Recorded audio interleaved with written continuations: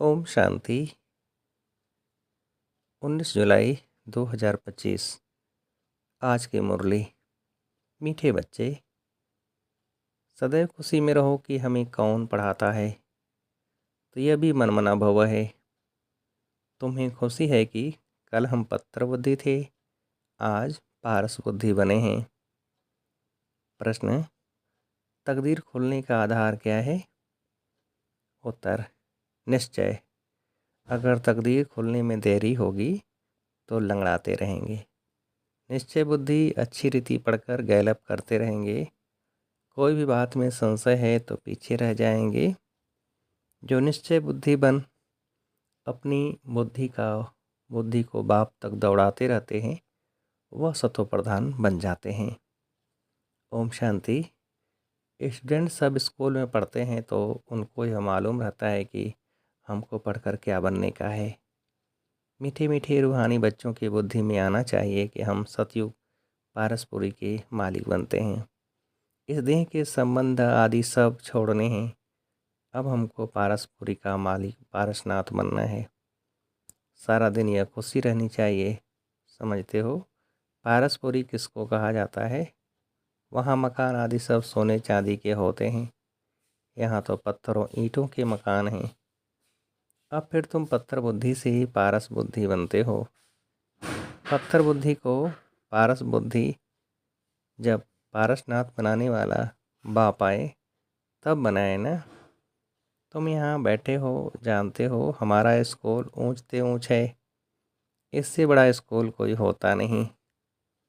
इस स्कूल से तुम करोड़ पदम भाग्यशाली विश्व के मालिक बनते हो। तो तुम बच्चों को कितनी खुशी रहनी चाहिए। इस पत्थरपुरी से पारसपुरी में जाने का यह पुरुषोत्तम संगम युग है। कल पत्थर बुद्धि थे, आज पारस बुद्धि बन रहे हैं। यह बात सदैव बुद्धि में रहे तो भी मनमना भव ही है। स्कूल में टीचर आते हैं पढ़ाने लिए, स्टूडेंट को दिल में रहता है अभी टीचर आया कि आया। तुम बच्चे भी समझते हो हमारा टीचर तो स्वयं भगवान है, वह हमको स्वर्ग का मालिक बनाते हैं तो ज़रूर संगम पर आएंगे। अभी तुम जानते हो मनुष्य पुकारते रहते हैं और वह यहाँ आ गए हैं। कल पहले भी ऐसा हुआ था। तब तो लिखा हुआ है विनाशकाली विपरीत बुद्धि, क्योंकि वह हैं पत्थर बुद्धि। तुम्हारी है विनाशकाले प्रीत बुद्धि। तुम पारस बुद्धि बन रहे हो। तो ऐसी कोई युक्ति निकालनी चाहिए जो मनुष्य जल्दी समझें। यहाँ भी बहुतों को ले आते हैं तो भी कहते हैं शिव बाबा ब्रह्मा तन में कैसे पढ़ाते होंगे, कैसे आते होंगे, कुछ भी समझते नहीं हैं। इतने सब सेंटर्स पर आते हैं। निश्चय बुद्धि है ना। सब कहते हैं शिव भगवान हुआ, शिव ही सभी का बाप है। श्री कृष्ण को थोड़े ही सबका बाप कहेंगे। इसमें मूझने की तो बात ही नहीं। परंतु तकदीर देरी से खुलने की है तो फिर लंगड़ाते रहते हैं। कम पढ़ने वाले को कहा जाता है यह लंगड़ाते हैं। संशय बुद्धि पीछे रह जाएंगे। निश्चय बुद्धि अच्छी रीति पढ़ने वाले आगे गैलप करते रहेंगे। कितना सिंपल समझाया जाता है। जैसे बच्चे दौड़ी लगाकर निशान तक जाकर फिर लौट आते हैं। बाप भी कहते हैं बुद्धि को जल्दी शिव बाबा पास दौड़ाएंगे तो सतो प्रधान बन जाएंगे। यहाँ समझते भी अच्छा है। तीर लगता है फिर भी बाहर जाने से खलास हो जाते। बाबा ज्ञान इंजेक्शन लगाते हैं तो उसका नशा चढ़ना चाहिए ना, लेकिन चढ़ता ही नहीं है। यहाँ ज्ञान अमृत का प्याला पीते हैं तो असर होता है, बाहर जाने से ही भूल जाते हैं। बच्चे जानते हैं ज्ञान सागर पतित पावन सदगति दाता लिबरेटर एक ही बाप है। वही हर बात का वर्षा देते हैं। कहते हैं बच्चे तुम भी पूरे सागर बनो। जितना मेरे में ज्ञान है उतना तुम भी धारण करो। शिव बाबा को देह का नशा नहीं है। बाप कहते हैं बच्चे हम तो सदैव शांत रहते हैं, तुमको भी जब देह नहीं थी तो नशा नहीं था। शिव बाबा थोड़े ही कहते हैं कि यह हमारी चीज़ है, यह तन लोन लिया है, लोन ली हुई चीज़ अपनी थोड़े ही हुई।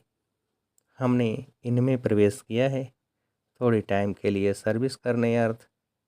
अभी तुम बच्चों को वापस घर चलना है, दौड़ी लगानी है भगवान से मिलने के लिए।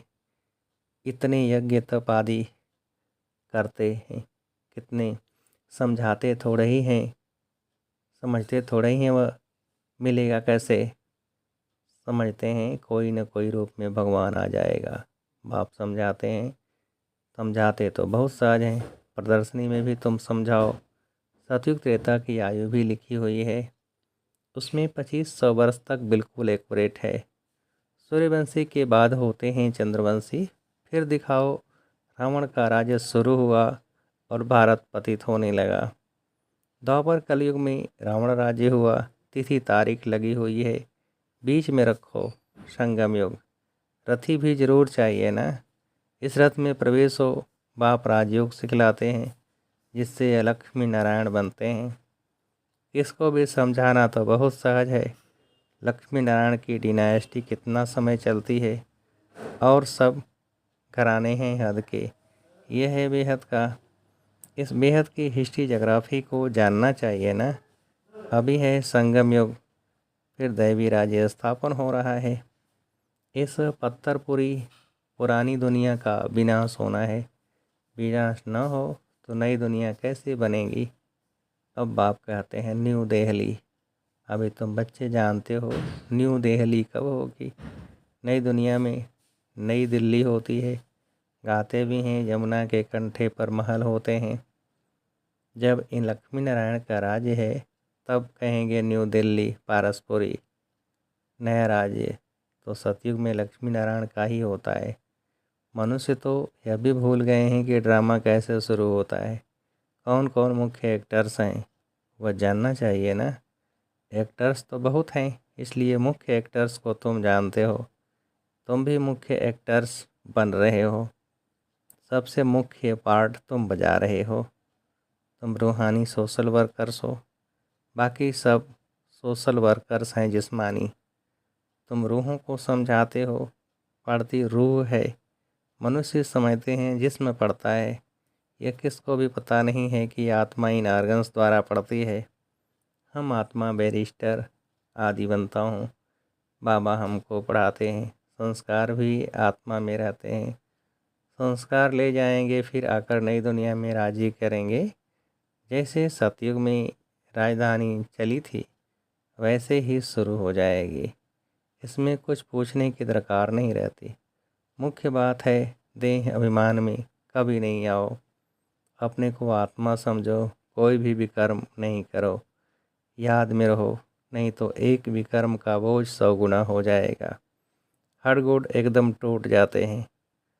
उसमें भी मुख्य विकार है काम। कई कहते हैं बच्चे तंग करते हैं, फिर मारना पड़ता है। अब यह कोई पूछने का नहीं रहता है।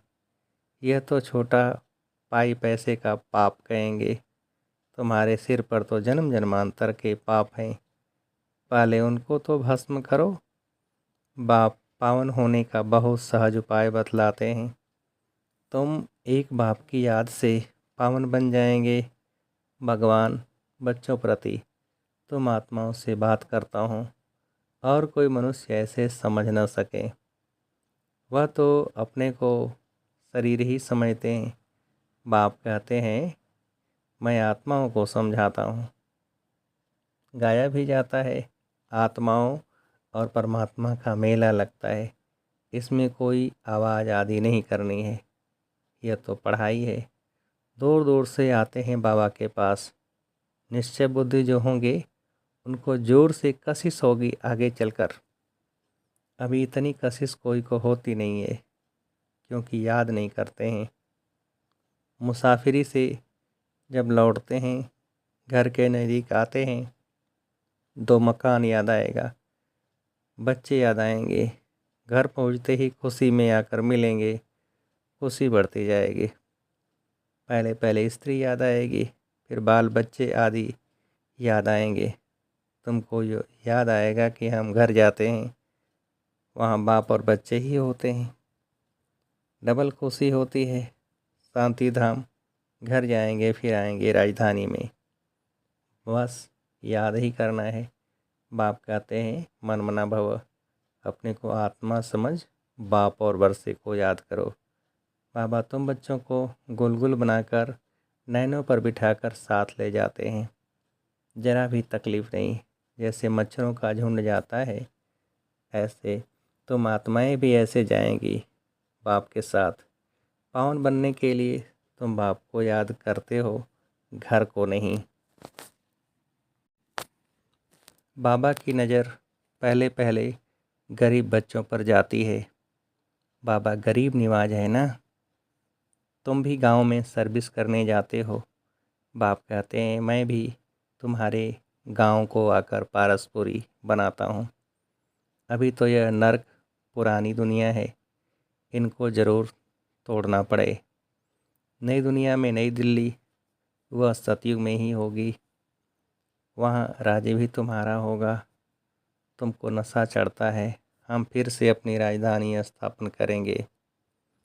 जैसे कल पहले की थी, यह थोड़े ही करेंगे हम ऐसे ऐसे मकान बनाएंगे। नहीं, तुम जाएंगे वहाँ तो ऑटोमेटिक तुम वह बनाने लग पड़ेंगे, क्योंकि वह आत्मा में पार्ट भरा हुआ है। यहाँ पार्ट है सिर्फ पढ़ने का। वहाँ तुम्हारी बुद्धि में आपे ही आएगा कि ऐसे ऐसे हम महल बनाएं।